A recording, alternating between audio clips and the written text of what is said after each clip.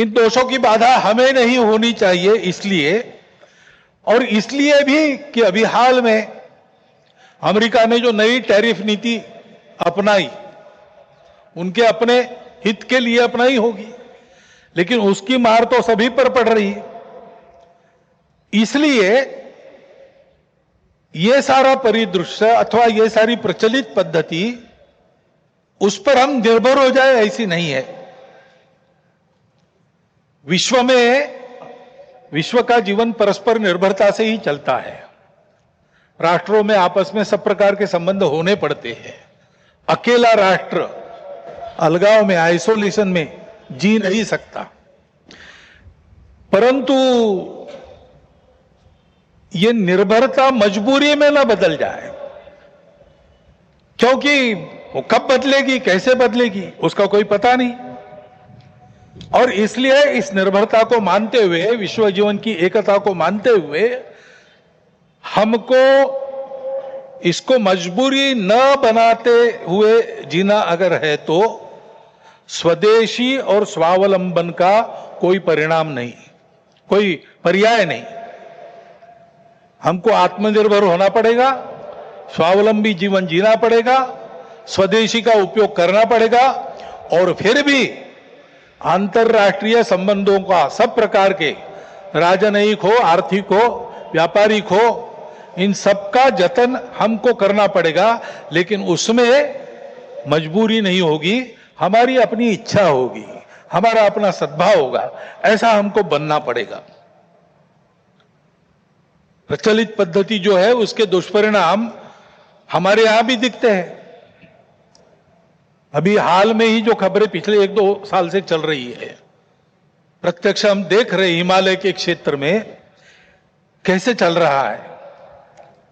वर्षा का अनियमित होना तो सर्वदूर है, प्रकृति के प्रकोप भी बढ़ गए हैं, भूस्खलन होता है, अप्रत्याशित वर्षा होती है, हिमनदियां सूख रही है। ऐसे परिणाम गत 3-4 वर्षों में तीव्र होते चले जा रहे हैं। ये हिमालय हमारे लिए सुरक्षा की दीवार, और दक्षिण पूर्व एशिया के लिए उसका पूरा जलस्रोत हिमालय से ही आता है। अगर प्रचलित विकास की पद्धति में से इन सारी बातों को और प्रोत्साहन मिलता होने के लिए, तो उस नीति का हमको पुनर्विचार करना पड़ेगा, क्योंकि हिमालय की आज की अवस्था एक खतरे की घंटी बजा रही है। प्राकृतिक उथल पुथल है तो जनजीवन में भी उथल पुथल दिख रही है। श्रीलंका में, बाद में बांग्लादेश में, बाद में नेपाल में, हमारे पड़ोसी देशों में भी हमने इसका अनुभव किया। अब कभी कभी हो जाता है, प्रशासन जनता के पास नहीं रहता, संवेदनशील नहीं रहता, लोकाभिमुख नहीं रहता, उनकी जनता की अवस्थाओं को ध्यान में रखकर नीतियां नहीं बनती, तो असंतोष रहता है। परंतु उस असंतोष को इस प्रकार व्यक्त होना, यह किसी के लाभ की बात नहीं है। अभी अभी प्रमुख अतिथि महोदय ने कहा, 25 नवंबर के भाषण की याद की, उसमें इस प्रकार के जो आंदोलन है जिसमें इतनी सारी हिंसा और विनाश होता है, डॉक्टर अंबेडकर साहब ने उसको ग्रामर ऑफ अनार्की कहा है। प्रजातांत्रिक मार्गों से भी परिवर्तन आता है, ऐसे हिंसक मार्गों से परिवर्तन नहीं आता है। एक उथल पुथल हो जाती है, लेकिन स्थिति यथावत रहती है। पूरे दुनिया का अभी तक का इतिहास देख लीजिए, जब से ये उथल पुथल वाली तथाकथित रिवॉल्यूशंस, क्रांतियां आई, किसी क्रांति ने अपने उद्दिष्ट को प्राप्त नहीं किया। राजा के खिलाफ फ्रांस की राज्य क्रांति हुई, उसका परिणाम क्या हुआ? नेपोलियन बादशाह बन गया, वही राजतंत्र कायम रहा।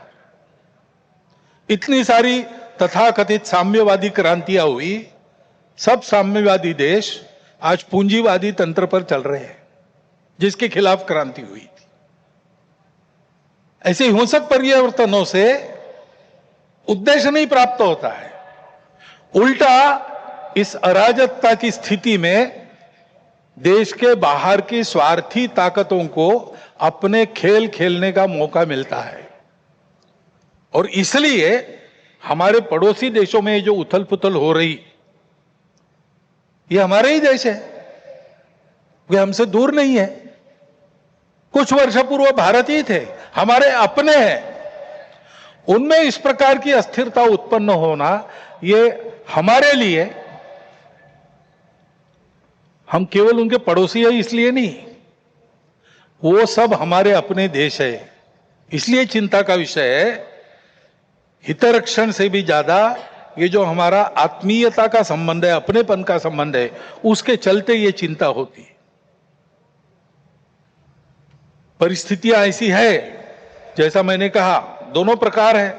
सुखदायक रूप बहुत दिखता है, सुख सुविधा बढ़ी, मनुष्य के ज्ञान की विज्ञान की प्रगति हुई, व्यवस्थाएं आरामदायक बनी, राष्ट्र पास आए, माध्यमों के जरिए भी और आर्थिक लेन देन के जरिए भी। परंतु इस परिवर्तन की, विज्ञान और तकनीकी की गति इतनी ज्यादा है कि मनुष्यों की गति का बदलने की और उसका तालमेल नहीं बैठ रहा है।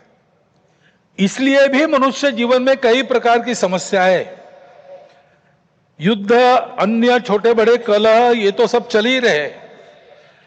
प्रकृति के उग्र प्रकोप को हम अनुभव कर रहे हैं, लेकिन परिवारों में भी टूटन आ रही है। नागरिक जीवन में बढ़ता हुआ अनाचार, अत्याचार दिखाई देता है। इसके शमन के, इसके उपाय चलते हैं, प्रयास हुए हैं, परंतु इसका पूर्ण निदान होने में वो असफल हो गए हैं। और उसके ऊपर अस्वस्थता, कलह, हिंसा को बढ़ाते हुए विश्व में सब प्रकार की परंपरा, मांगल्य, संस्कृति, श्रद्धा, इसका संपूर्ण विनाश ही आगे परिवर्तन लाएगा। ऐसी उल्टी विचारधारा, विपरीत विचारधारा और घातक विचारधारा लेकर चलने वाला एक नया पंथ उदय में आया। बहुत पहले आया, आजकल वो भारत में भी अपने हाथ पैर फैलाने की कोशिश कर रहा है, सभी देशों में। उसके कारण जो समाज जीवन की अस्त व्यस्त अवस्था हुई है और एक तरह से अराजकता की ओर सारा समाज बढ़ रहा है, ऐसी संभावना दिखती है। उसका अनुभव सब देशों में हो रहा है। और इसलिए इन सारी परिस्थितियों को लेकर विश्व जब पुनर्चिंतन करता है तो वो भारत की ओर अपेक्षा से देखता है, भारत इसका कोई उपाय निकाले, ऐसे विश्व में भी अपेक्षा है।